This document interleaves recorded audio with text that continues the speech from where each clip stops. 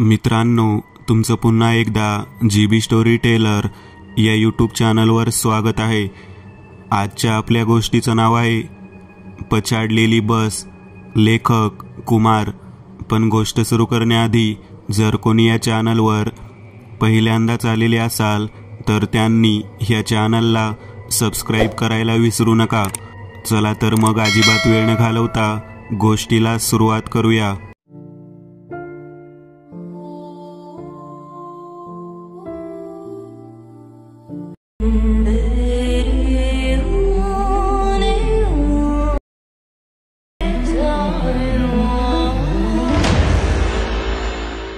थंडीने माझे पूर्ण शरीर कापत होते। एवढी थंडी मी कधी अनुभवली नव्हती। सरूच्या झाडांमधून वाट दिसेल तिकडे मी चालत होतो। त्या ठिकाणी माझ्याशिवाय कोणी असेल असे मला वाटत नव्हते। सूर्याचा प्रकाश जवळजवळ नाहीसा होत होता। हळूहळू अंधार आपले साम्राज्य पसरवत होते। माझ्या डोक्यावर काहीतरी पडले याची जाणीव मला झाली। मी हाताने ते काय घडले आहे हे तपासून पाहीपर्यंत माझ्या उजव्या खांद्यावर पण काहीतरी पडले, मग डाव्या खांद्यावर, मग हळूहळू सर्व शरीरावर पडू लागले। वातावरण बदलले होते। बर्फाची वृष्टी सुरू झाली होती। आधीच थंडी आणि त्यामध्ये बर्फवृष्टी, आणि मी असा हरवलेला। थंडीपासून वाचण्यासाठीचे कपडे अंगावर असून सुद्धा मी कापत होतो। माझे नाक थंडीने पूर्ण थंड झाले होते आणि त्यातील संवेदना जणू निघून गेल्या होत्या। हातात हातमोजे आणि पायात बूट होते म्हणून तरी ते अजून कार्यरत होते, अन्यथा ते पण आकडले असते। आता अंधार गडद होऊ लागला होता। दिवसा दिसणारा आणि मनाला प्रसन्न करणारा निसर्ग आता भयानक आणि भेसूर दिसू लागला होता। दगड आणि झाडे अकराळ विक्राळ रूप घेऊन मला मारायला येत आहे की काय असे वाटू लागले। मी मदतीसाठी आवाज देऊ लागलो, अरे कोणी आहे? कोणी आहे का इकडे? मला मदतीची गरज आहे, कोणी आहे का? माझा आवाज घुमून पुन्हा माझ्याकडे येत होता। मला माहीत होते एवढ्या थंडीमध्ये कोणी येणार नाही माझ्या मदतीला। मी तिकडेच एका दगडाजवळ बसलो। थंडीने आता आवाज पण निघत नव्हता। माझ्या डोळ्यासमोर 2 दिवसापूर्वीचं सर्व दिसू लागले। स्वप्नील आता नको जाऊस म्हणालीला। अरे खूप थंडी असेल तिकडे, सुरभी म्हणाली। काही होत नाही ग, आणि थंडीमध्ये जायचे नाही तर काय गरमीमध्ये जाऊ, आणि तिकडे खूप माणसे असतात। एप्रिल मे मध्ये आता तिकडे कोणी नसेल, आणि मी एकटा नाही आहे, आम्ही 5 जण आहोत। आता जाताना तू मोडता घालू नकोस, मी तिला थोडे चिडून म्हणालो।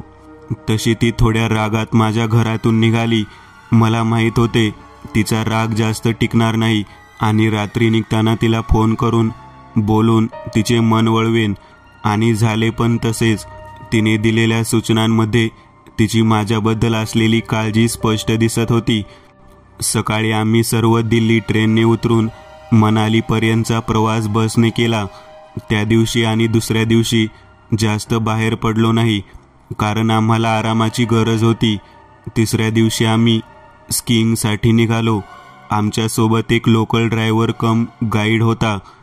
ठरलेल्या ठिकाणी पोहोचल्यावर आम्ही स्कीइंगला सुरुवात केली, आणि अचानक हिमस्खलन झाले आणि बर्फ डोंगरावरून घसरू लागला। तसे तिकडे असलेले सर्व स्कीइंग करण्यासाठी आलेली माणसे भीतीने सैरावैरा जाऊ लागले। कोण कुठे जात आहे याचा पत्ता कोणाला लागत नव्हता, आणि त्यामध्ये मी पण एक होतो। मी हरवलो होतो। माझ्या ओळखीचे सोडा, पण माझ्या आजूबाजूला कोणीच नव्हते। चालून आणि थकून मी आता या झाडाखाली अक्षरशः पडलो आहे। ना दिशा समजत आहे, ना पुढे जायचा रस्ता। त्यामध्ये सुरू झालेला हा बर्फाचा पाऊस। माझे हातपाय आखडून गेले होते। मला माझं मरण समोर दिसत होतं। माझी हालचाल मंदावली होती। एक कोल्हा की लांडगा नक्की काय होते मला समजले नाही, पण ते माझ्या तोंडाजवळ आले आणि हुंगू लागले। थंडीमुळे माझी हालचाल होत नव्हती। शरीर आकडले होते, आणि हालचाल माझ्याच्याने होईल असे मला वाटत नव्हते। तेवढ्यात मला एक आवाज ऐकू आला। आवाज माणसाचा होता, आणि तो आवाज हळूहळू माझ्या दिशेने पुढे येत होता। तो आवाज ऐकून ते जे काही जनावर होते ते पळून गेले. मला जगण्याचा आशेचा एक किरण दिसू लागला. मी इकडे आहे, मला प्लीज वाचवा. अंगात होता नव्हता तेवढा जोर काढून मी ओरडलो. तसे माझ्या पायावर त्या मानव सदृश आकृतीने विजेरीचा प्रकाश टाकला. हळूहळू तो प्रकाश माझ्या छातीपर्यंत येऊन माझ्या चेहऱ्यावर थांबला. त्या प्रकाशाने मी माझे डोळे बंद केले. तसे कानात एक आवाज घुमला, जिवंत राहिला. नशीबवान आहात साहेब. आवाज थोडा खर्जातला होता. आवाजावरून तरी व्यक्ती कोणी पुरुष आणि वृद्ध वाटत होती. माझी मदत करा, मला वाचवा. जवळजवळ त्याच्याकडे स्वतःच्या जीवाची भीक मागत म्हणालो. काळजी करू नका, थांबा जरा. असे बोलून त्याने आपल्या खिशातून एक बॉटल बाहेर काढली. माझ्या हातातील हातमोजे काढले आणि आपल्या हातातील बॉटलमधील ते पाण्यासारखे असणारे द्रव्य माझ्या हातावर ओतले आणि चोळू लागला. माझ्या हातात गरमी वाढू लागली. त्याने ती बॉटल माझ्याकडे दिली. तसे मला वास आला की ही ब्रँडी आहे. मी ऐकले होते की थंडीमध्ये किंवा हातपाय सुन्न झाले की ब्रँडीचा वापर करतात, पण आज मी प्रत्यक्षात अनुभवत होतो. मी त्या बॉटलमधील थोडी ब्रँडी माझ्या तळपायांना पण चोळली. साहेब, 2 घोट पोटात घ्या, बरे वाटेल, तो म्हातारा पुन्हा म्हणाला. दारूची चव कधी न चाकलेला मी आज जीव वाचवण्यासाठी ब्रँडीचे 2 जळजळीत घोट घशाखाली उतरवले होते.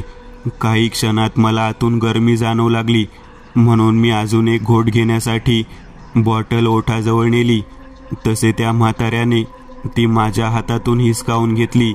साहेब, प्रत्येक गोष्टीचा अतिरेक बरा नाही, एवढे बोलून तो निघाला. मला कुठे जायचे काहीच माहीत नव्हते. रात्र पण होत होती. थंडी अजून वाढणार होती. आजची रात्र कुठेतरी निवारा मिळाला पाहिजे, म्हणून मी त्या म्हाताऱ्याच्या मागे निघालो. आहो साहेब, ऐकले का? साहेब, मला पण घेऊन चला ना सोबत. मी रस्ता चुकलो आहे आणि आता कदाचित वादळसुद्धा येईल आणि थंडी वाढत आहे. तुम्ही मला सोबत घेऊन चला, खूप उपकार होतील तुमचे. मी सकाळ झाली की निघेन परत, पण आता घेऊन चला सोबत, मी विनवणीच्या स्वरात म्हणालो. म्हाताऱ्याने माझ्याकडे पाहिले. अंधारात त्याचा चेहरा मला दिसत नव्हता. तुला मी सोबत घेऊन गेलो तरी माझा मालक तुला घरात येऊ देणार नाही, त्यामुळे तू जा, माझ्या मागे येऊ नकोस, तो म्हातारा चिडून म्हणाला. तुमच्या मालकांसोबत मी बोलतो, त्यांना मी पटवतो. मग तर झाले. आता येऊ का तुमच्यासोबत? इकडे जंगली जनावर पण आहेत, मी आजूबाजूला पाहत म्हणालो.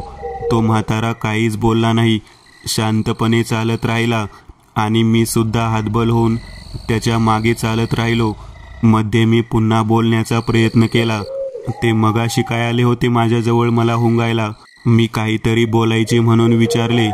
तो बर्फात राहणारा कोल्हा होता आणि जर मी तिकडे वेळेवर आलो नसतो तर त्याने तुम्हाला फाडून खाल्ले असते. तो एकटा नसतो, त्याच्यासोबत त्याचा कळप असतो, तो म्हातारा थोडा रागात बोलला. तसे तुम्ही खूप शूर आहात. नाही म्हणजे तुम्ही घाबरला नाही त्यांना? मी खोटे हसून म्हणालो. साहेब, माझ्याशी गोड बोलून काही फायदा नाही. त्याने तुम्हाला घरात घेतले तर ठीक, नाहीतर, तो म्हातारा पुन्हा म्हणाला. मी पुढे काहीच बोललो नाही. गुपचूप त्याच्या मागे चालत राहिलो. साधारण 15 मिनिट चालल्यानंतर आम्ही दोघे पण एका घराच्या जवळ पोहोचलो. घर तसे मोठे दिसत नव्हते, पण थंडीपासून वाचण्यासाठी मला झोपडीसुद्धा चालली असती. म्हातारा जसा गेटजवळ गेला तसे घरातल्या कुत्र्याने कान टवकारून गुरगुरणे सुरू केले होते. गेट उघडला की हा झेप घेणार हे मला समजले आणि झाले पण तसेच. जसे गेट उघडला तसे तो कुत्रा पळत आला आणि माझ्या अंगावर झेप घेतली. मी सावध होतो म्हणून खाली वाकलो आणि तो माझ्यावरून गेला. जर का बेसावध असतो तर नक्कीच माझ्या मानेचा लचका तोडला असता. त्या म्हाताऱ्याचा आवाज ऐकला आणि तो शांत उभा राहिला, पण त्याचे गुरगुरणे सुरूच होते. म्हातारा अंगणातून आत गेला तसे मी पण त्याच्यासोबत आत गेलो. काय माहीत, नाहीतर मला इकडे बाहेर उभा करायचा आणि दार बंद करायचा. घर तसे जास्त मोठे नव्हते, म्हणजे एक खोली आणि किचन अशी त्याची रचना होती. घरात आल्याबरोबर शरीरात थोडी गरमी आली. भिंतीवर अनेक फ्रेम होत्या ज्यामध्ये प्रशस्तीपत्र होते आणि त्यावर एक नाव होते, प्राध्यापक किशोरीलाल बेदी. ते पाहत असताना मागून आवाज आला, नमस्कार, आपण कोण? आवाज थोडा खोल आणि वयस्क वाटत होता. मी मागे वळून पाहिले तर दिव्याच्या प्रकाशात एक व्यक्ती उभी होती. उंची जेमतेम 5 फूट 3 इंच, सफेद विस्कटलेले केस, डोळ्यांवर चष्मा, सफेद दाढी आणि मिशी, अंगात एक निळ्या रंगाचे उनी स्वेटर आणि खाली काळी विजार. हात मागे बांधून ते आपल्या चष्म्यातून मला पाहत म्हणाले, नमस्कार, माझे नाव स्वप्नील काटे. माफ करा, म्हणजे मी तुम्हाला न सांगता असे आलो, पण मी इकडे स्कीइंगसाठी आलो होतो आणि अचानक हिमस्खलन झाले आणि मी रस्ता भटकलो. मी मेलोच असतो बाहेरच्या थंडी आणि जंगली श्वापदाकडून, पण नशिबाने ते म्हातारे बाबा आले आणि त्यांनी माझे प्राण वाचवले. थंडीपासून वाचण्यासाठी मी त्यांच्या मागे आलो, म्हणजे ते नको बोलले होते, पण मी जबरदस्ती आलो आणि उद्या पहाटे जाईन मी. एका दमात मी सर्व घडले ते सांगितले. सुखराम, बेदीजीने आवाज दिला. तसे तोच मगाशी असलेला म्हातारा बाहेर आला. त्याचा चेहरा मी पहिल्यांदा पाहिला. तो साधारण 70 वर्षाचा म्हातारा होता. चेहऱ्यावर सुरकुत्यांचे जाळे पसरले होते. दात कमी शिल्लक राहिले होते. साधे स्थानिक कपडे, केस विरळ झालेले. गोल चेहरा घेऊन तो बेदीजी समोर उभा होता. जी मालक, बोलावले तुम्ही? सुखराम म्हणाला. अरे, आपल्याकडे पाहुणे आले आहेत आणि तू सांगितले पण नाहीस. बेदीजी म्हणाले. मालक, ते मी त्यांना नको बोलत होतो. सुखराम थोडा घाबरत म्हणाला. अरे ठीक आहे रे, काही हरकत नाही. पाहुणे आले आहेत, त्यांना भूक लागली असेल तर त्यांचा आणि माझ्या जेवणाचा पहा जरा. बेदीजी म्हणाले. ठीक आहे मालक. एवढे बोलून एक रागाचा कटाक्ष माझ्यावर टाकून तोंडातल्या तोंडात काहीतरी बडबडत आत निघून गेला. मी घर पाहिले तर तिकडे खूप सारी पुस्तके आणि पुस्तकाने भरलेले कपाट ठेवले होते. बसायला एक सोफा आणि एक टेबल आणि खुर्ची ठेवली होती. मी सोफ्यावर बसलो आणि बेदीजी खुर्चीवर बसून आपले पुस्तक वाचत होते. रात्रीचे साधारण 10 वाजले असतील. साहेब, जेवण आणले आहे. सुखराम आला आणि त्याने ताट माझ्यासमोर आपटले आणि बेदीजी समोर आदबीने ठेवले. मी ताटाकडे पाहिले तर डाळ खिचडी होती, ती पण कमी तिखट आणि तडका नसलेली. माझ्यासारख्या चमचमीत खाणाऱ्या माणसाला असे आजारी माणसाचे खाणे म्हणजे, पण ठीक आहे, ती पण आनंदाने खाऊ लागलो. नाहीतर काय करणार, दुपारपासून ना पोटात अन्न आहे ना पाणी. मी मुकाट्याने खाऊ लागलो. कशी झाली आहे डाळ खिचडी? बेदीजीने माझ्याकडे पाहून स्मित करत विचारले. छान, छान झाली आहे, मी उत्तर दिले. पण बहुधा त्यांना समजले असावे मी खोटं बोलतो आहे आणि म्हणून माझ्या उत्तरावर ते हसले. मुला, मी समजू शकतो तुला हे नाही आवडणार, पण काय करू, इकडे आम्ही दोघे म्हातारे राहतो. एक मी आणि दुसरा सखाराम. दोघांच्या वयाच्या मानाने आम्हाला असेच जेवावे लागणार. बेदीजी म्हणाले. तुम्ही प्राध्यापक आहात का? नाही, म्हणजे मगाशी मी तिकडे ती फ्रेम पाहिली, त्यामध्ये लिहिले होते. मी काहीतरी बोलायचे म्हणून म्हणालो. आहे नाही, होतो. मी निवृत्त झालो. आता इकडे बसून मी ऊर्जा आणि त्याचे परिणाम याचा अभ्यास करतो. बेदीजी म्हणाले. म्हणजे? मला समजले नाही. मी विचारले. म्हणजे असा की ऊर्जा ही एक न संपणारा स्रोत आहे. तो सकारात्मक पण आहे आणि नकारात्मक पण. बेदीजी म्हणाले. सकारात्मक म्हणजे आपण माणसे आणि नकारात्मक म्हणजे? मी पुन्हा विचारले. नकारात्मक म्हणजे भूत प्रेत, ह्या नकारात्मक ऊर्जा आहेत. बेदीजी म्हणाले. मला काही समजले नाही, म्हणून मी विषय बदलला आणि सिनेमासारख्या विषयावर आलो. म्हणजे मला वाटत नव्हते की ते सिनेमा पाहत असतील, पण त्यांना बरीच माहिती होती. पण ती 12 वर्ष जुनी सिनेमाची. कदाचित त्यांनी नंतर पाहिला नसेल. मग राजकारण आणि बाकी विषय, ते पण 12 वर्ष जुने होते. मी समजलो की हे 12 वर्षांपासून जास्त ॲक्टिव्ह नाही, कुठे घरी एकटेच राहणे पसंत करत असतील. हळूहळू माझ्यावर झोपेचा अंमल चढू लागला. थकलेले शरीर आणि मन दोघांना विसाव्याची गरज होती. नकळत मला झोप लागली. साधारण पहाटे मला जाग आली. मी माझ्या घड्याळात पाहिले, 5 वाजले होते आणि अजून बाहेर अंधार होता आणि बर्फवृष्टी थांबली होती. समोर प्राध्यापक बसून आपले पुस्तक वाचत होते. मला आश्चर्य वाटले, कोणी एवढा पुस्तक वेडा कसा असू शकतो की रात्रभर पुस्तक वाचत बसेल. अरे उठला तुम्ही? मला उठलेले पाहून बेदीजींनी विचारले. हो, माफ करा, म्हणजे काल गप्पा मारत मारत कधी झोप लागली समजले नाही. मी थोडा घाबरत म्हणालो, अहो काही हरकत नाही, मी समजू शकतो. तुम्ही थकला असाल, तुम्हाला रोडपर्यंत सोडायची सोय करतो. असे बोलून त्यांनी सुखरामला आवाज दिला. खरं तर मला त्या सुखरामवर खूप दया येत होती. बिचाऱ्याला माझ्यामुळे एवढा त्रास होतो आहे. मालकांचा आवाज ऐकून सुखराम धावत बाहेर आला. जी, तुम्ही बोलावले? सुखरामने विचारले. हो, ह्या साहेबांना रोडपर्यंत सोडू नये, बेदीजींनी फरमावले. तसे सुखरामने एक जळजळीत कटाक्ष माझ्यावर टाकला आणि चला एवढेच म्हणाला. बेदीजी, खरंच तुमचे खूप आभार. तुम्ही मला इकडे थांबण्याची परवानगी दिली, सोबतच जेवण दिले. मी तुमचा खूप आभारी राहीन. मी त्यांच्यासमोर हात जोडून उभा राहत म्हणालो.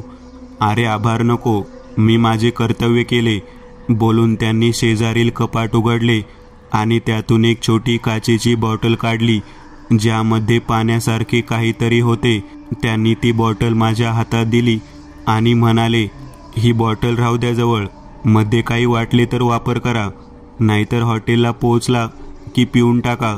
बेदीजी म्हणाले. मला त्यांचे बोलणे समजले नाही, पण मी काही न बोलता ती बॉटल घेतली आणि खिशात टाकून निघालो. माफ करा, माझ्यामुळे तुम्हाला त्रास झाला. पुढे चालणाऱ्या सुखरामला मी म्हणालो, ठीक आहे, आता झाला, पुन्हा इकडे येऊ नका त्रास द्यायला. मला काही तेवढीच कामं नसतात. काल मी होतो म्हणून वाचलात, पुन्हा मी येणार नाही वाचवायला.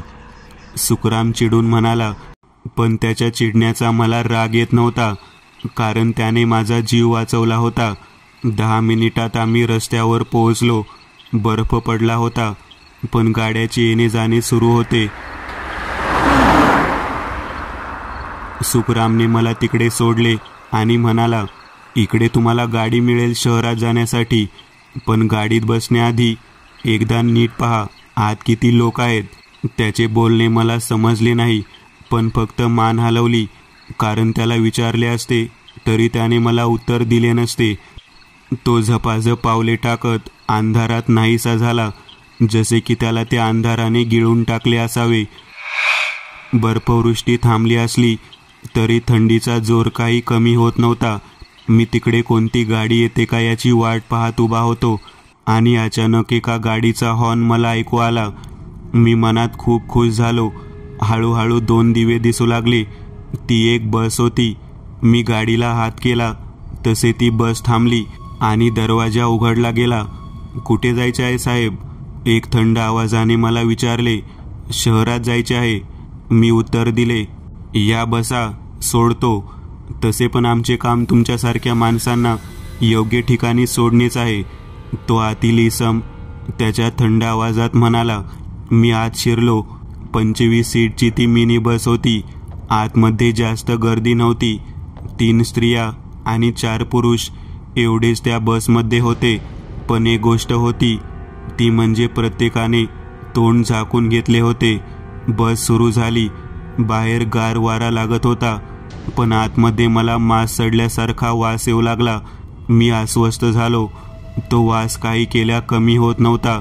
माझ्या पोटात ढवळायला लागले होते. अचानक गाडीमध्ये चिखल आणि पाणी दिसू लागले. माझ्यासोबत काय होत आहे मला काही समजत नव्हते. गाडीचा वेग कमालीचा वाढला होता. मी जागेवरून उठलो आणि मगाशी ज्याच्याशी मी बोललो होतो त्याच्या जवळ गेलो. तो तोंडावर घेऊन बसल्या जागी झोपला होता. खरं तर त्या गाडीमध्ये सर्वांनी आपले तोंड झाकले होते. मी त्याच्या जवळ गेलो आणि म्हणालो, आहो साहेब, गाडीचा वेग कमी करायला सांगा आणि गाडी कधीतरी धुवत जा. किती चिखल आणि पाणी आहे. माझ्या ह्या बोलण्याचा त्याच्यावर काही परिणाम झाला नाही. मी संतापलो आणि पुन्हा त्याला म्हणालो, साहेब जरा सांगा ना. त्याच्या शरीराला माझा हात लागला तसा मी हात मागे खेचला. त्याचे शरीर ओले होते आणि माझ्या हाताची बोटे मातीमध्ये आत जातात तशी त्याच्या खांद्याच्या आत गेली. काहीतरी गडबड आहे असे समजून मी 2 पावले मागे सरकलो तर माझ्या मागे कोणीतरी उभे राहून गुरगुरत उभे होते. मी मागे पाहिले तर त्या 3 स्त्रिया आणि 4 पुरुष माझ्या मागे उभे होते. त्यांचे चेहरे सफेद पडलेले, डोळ्यांच्या जागी रिकाम्या खोबण्या आणि कपडे ओले झाले होते आणि त्यावर माती लागली होती. शरीराला माशाने जागोजागी खाल्ले होते. विद्रूप असे ते माझ्या समोर होते. मी त्यांना पाहून मागे जाण्याचा प्रयत्न केला तर माझ्या मागे तो माणूस उभा होता ज्याने मला बसमध्ये घेतले होते. त्याची पण अवस्था त्या लोकांसारखी झाली होती. तुला बोललो होतो ना, जिकडे तुला जायचे आहे तिकडे तुला सोडतो. आता तू आमच्या सोबत येणार, आमच्यातला एक होणार. एवढे बोलून तो हसू लागला. भीतीने माझी गाळण उडाली आणि मला बेदिजीचे वाक्य आठवले. त्यांनी सांगितले होते, सकारात्मक आणि नकारात्मक ऊर्जा. आणि आता ती नकारात्मक ऊर्जा माझ्या समोर उभी होती. काय करावे काही सुचत नव्हते. ते माझ्या दिशेने येऊ लागले होते. एक एक पाऊल त्यांचा माझ्या दिशेने पडत होता. मरण मला माझ्या समोर दिसत होते. आज मी नाही जगणार असे वाटत असताना मला आठवले ते बेदिजीने दिलेली बॉटल. मी माझे खिसे तपासले आणि त्यामधून ती बॉटल बाहेर काढली. मला त्यात जे काही होते ते पिऊन घ्यायचे होते. त्यात विष असले तर मी लगेच मरेन, कारण ह्यांच्या हाताला लागलो तर हे माझी निगरून हत्या करतील. असा विचार करून मी ती बॉटल उघडली आणि तोंडाला लावणार तसे एकाने मला जोरात धक्का दिला आणि त्या बॉटलमध्ये जे काही होते ते त्या मगाशी ज्याने गाडीमध्ये घेतले त्याच्या अंगावर सांडले. गरम तव्यावर जसे पाणी पडल्यावर आवाज होतो तसा आवाज झाला आणि त्याचे शरीर अचानक जळू लागले. त्याला पाहून माझ्या दिशेने पुढे येणारे ते स्त्री पुरुष मागे झाले. त्यात अजून पाणी किंवा ॲसिड जे काही होते ते शिल्लक होते. ते मी त्याच्या दिशेने टाकले आणि चालू गाडीतून बाहेर उडी मारली. गाडीचा वेग जास्त होता. मी जमिनीवर आपटलो आणि बेशुद्ध झालो. जेव्हा माझे डोळे उघडले तेव्हा मी हॉस्पिटलमध्ये होतो. माझा डावा हात आणि उजवा पाय मोडला होता. डोक्याला पण जखम झाली होती. शेजारच्या बेडवरील एका रुग्णाची सलाईन सिस्टर बदलत असताना मी त्यांना आवाज दिला, सिस्टर सिस्टर. तिने मागे वळून पाहिले. अरे शुद्ध आली का तुम्हाला? मी डॉक्टरांना बोलावते. बोलून ती निघणार एवढ्यात मी तिला थांबवले. सिस्टर, मला इकडे कोणी भरती केले? एक म्हातारा आणि एक साठीचे गृहस्थ होते. ते तुम्हाला इकडे घेऊन आले होते. काय बरं नाव त्यांचे? हां, बेदी आणि त्याचा सोबत सुखराम असे काहीतरी नाव होते. मी तरी पण पाहून सांगते. आणि तुमच्या घरी आम्ही कळवले आहे. ते येत असतील. तुमच्या खिशात हॉटेलचे कार्ड होते. तिकडे फोन केला तर तिकडे तुमचे काही मित्र होते जे तुम्हाला शोधत होते. त्यांना कळवले आहे ते येईल आणि त्यांनी बहुधा घरी पण कळवले असेल, ती सिस्टर म्हणाली आणि निघून गेली. बेदीजी आणि सुखरामला कसे समजले मी कुठे पडलो? कारण मी त्यांच्या घरापासून खूप दूर गेलो होतो आणि ती बस, तिच्यामध्ये ते प्रवासी, हे सर्व खरे होते की मला पडलेले स्वप्न? मला काही समजत नव्हते. माझे मित्र आले होते. माझी तब्येत विचारत होते. दुसऱ्या दिवशी फक्त सुरभी आली. आई आणि बाबांना हवामान जमले नसते म्हणून ते नाही आले असे तिने सांगितले. पूर्ण बरे होऊन चालता येईपर्यंत मला 2 महिने लागले. हिवाळा संपला होता पण बर्फ अजून होता. आता ह्यापुढे इकडे कधी यायचे नाही, समजले? आणि कशाने झाले तू काही मला सांगितले नाही. सुरभीने बॅग भरत विचारले.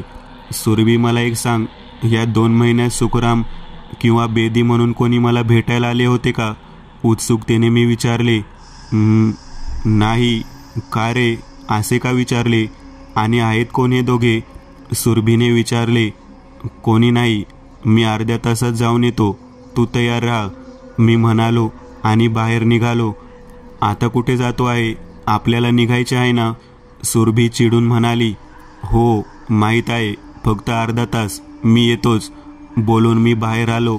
लोकल टॅक्सी केली आणि जिकडे सुखरामने मला सोडले होते तिकडे थांबलो. टॅक्सीला थांबायला सांगून आम्ही आलो त्या दिशेने निघालो. रस्ता माहीत नव्हता, पण दिशा समजत होती आणि काही खुणा मी लक्षात ठेवल्या होत्या. त्या खुणाचा पाठपुरावा करत मी एका मोडक्या घराजवळ पोहोचलो.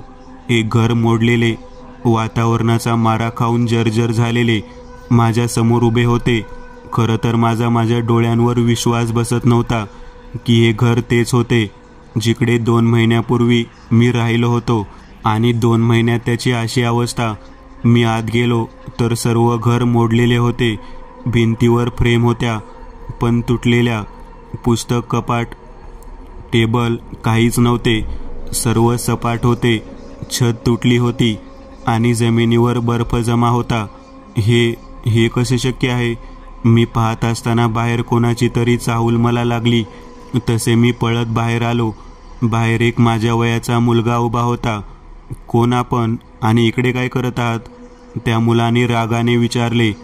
ते मी मुंबईवरून आलो आहे, प्राध्यापक बेदीजींना भेटायचे होते, मी म्हणालो.